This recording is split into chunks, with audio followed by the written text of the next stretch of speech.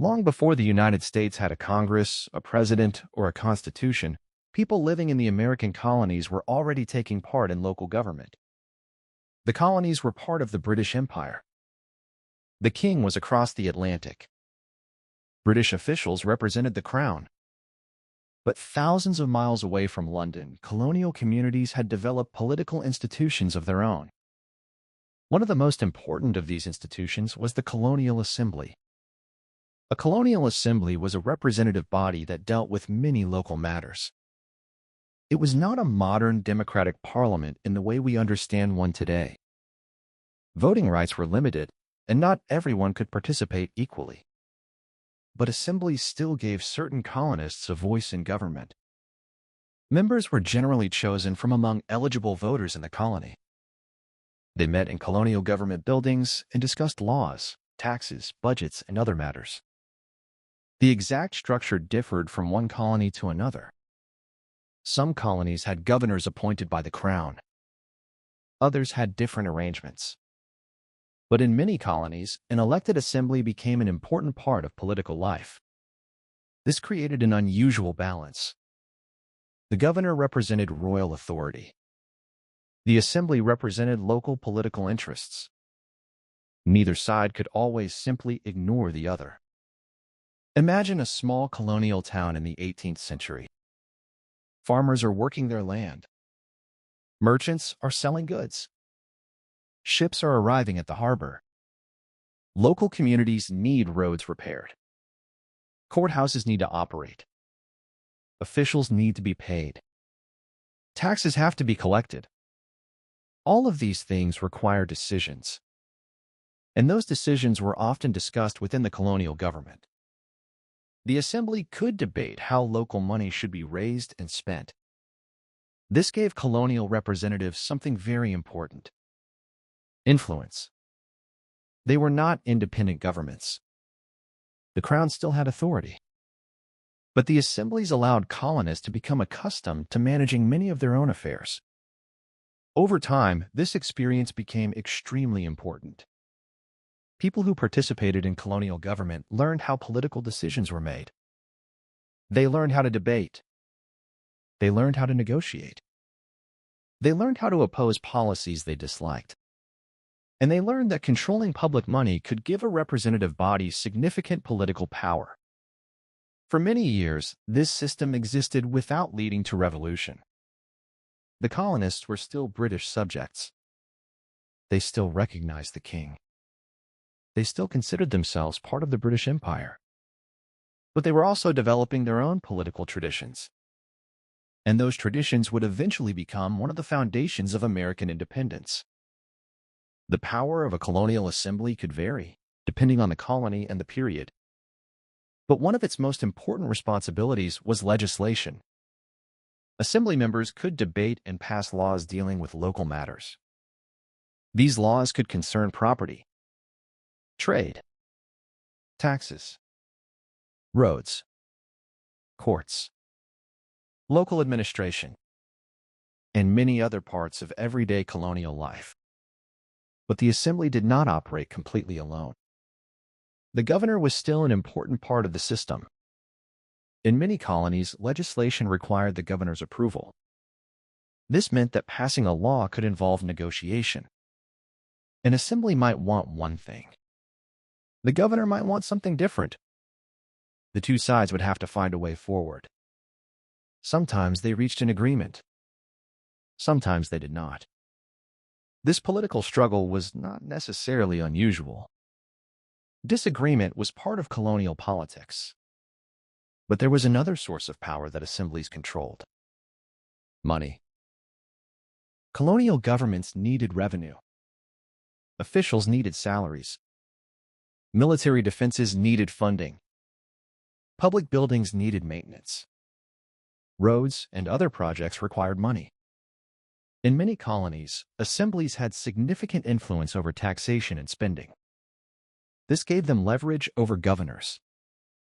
A governor could support a particular policy. But if the assembly controlled the money needed to carry it out, the governor might have to negotiate. This created a political balance. The crown had authority. The governor represented the crown, but the assembly controlled important parts of local government. As decades passed, colonial politicians became experienced at using this power. They learned how to defend the interests of their communities. They also became increasingly sensitive to the idea of taxation and representation. If an assembly was elected by local voters, its members could argue that local taxes should be approved locally. This became especially important after Britain began demanding more revenue from the colonies. The British government looked at the empire as a whole. Colonial politicians looked at their individual colonies. These different perspectives sometimes produced serious disagreements. A British official might say that the empire needed money. A colonial representative might answer that the colony's own assembly should decide how local taxes were raised. At first, these arguments could be handled through negotiation. But the political culture of the colonies was changing. Colonists were becoming accustomed to the idea that government should involve representation. They did not necessarily believe that everyone should vote. Political participation was still limited. But among those who could participate, representative government had become an important tradition. That tradition would soon become central to the conflict with Britain. The relationship between colonial governors and assemblies was sometimes peaceful, but it could also become tense. The governor represented the crown. His job included enforcing royal policies and protecting British interests. The assembly represented local political interests. Its members were concerned with the needs and opinions of their constituents. These responsibilities could easily come into conflict. Imagine that a governor wanted additional money for a military project.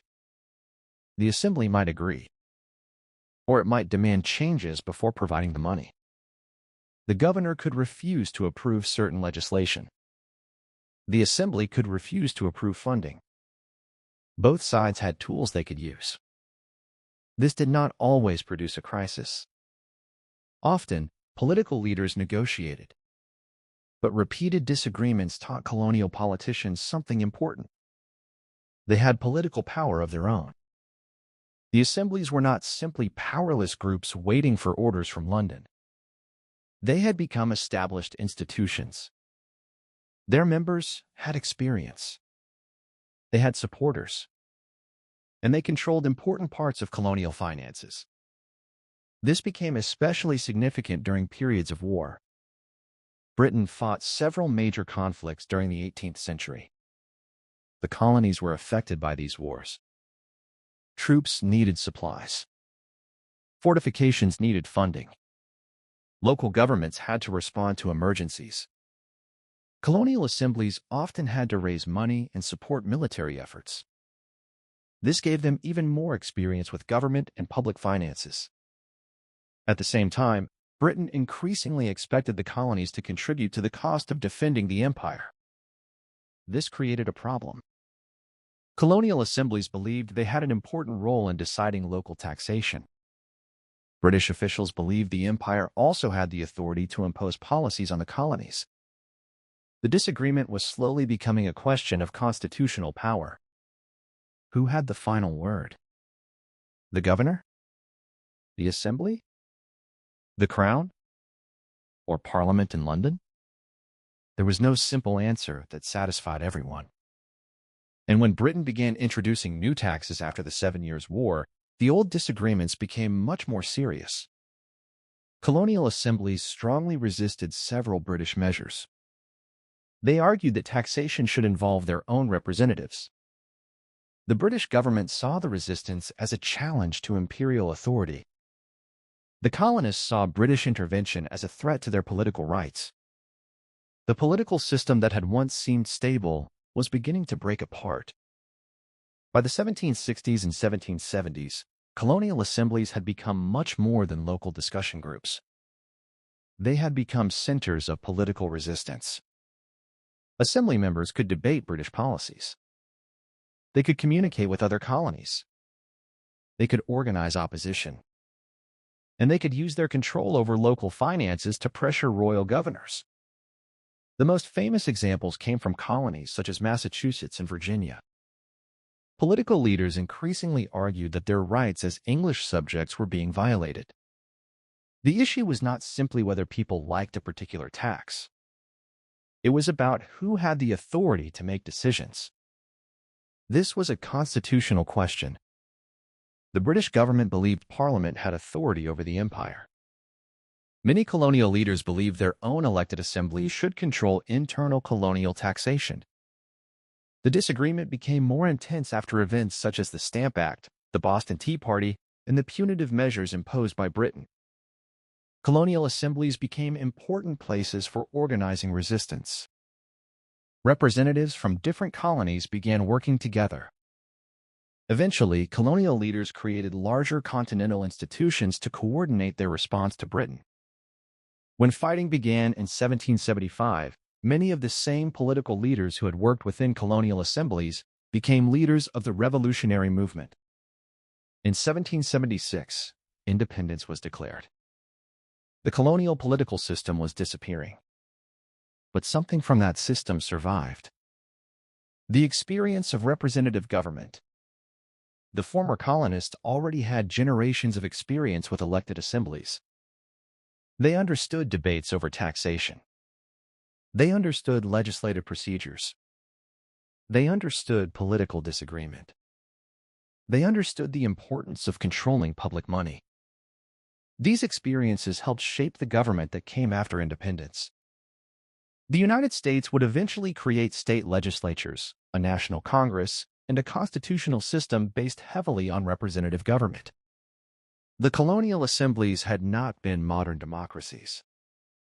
Many people were excluded from political participation. Women generally could not vote.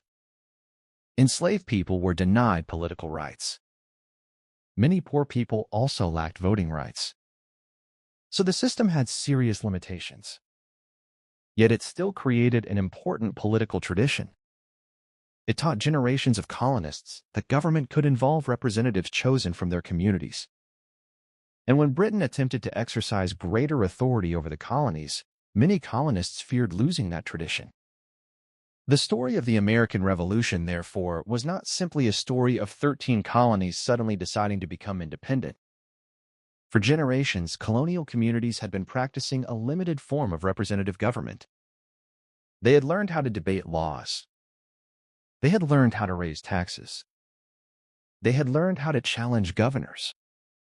And they had learned how political power could be defended through control of public money. Eventually, these experiences helped create the political culture that supported independence. The old colonial assemblies disappeared, but their legacy remained. From those small 18th-century meeting rooms, a new political tradition was beginning to grow. A tradition in which government would increasingly be expected to answer to representatives of the people. And that tradition would become one of the foundations of the United States.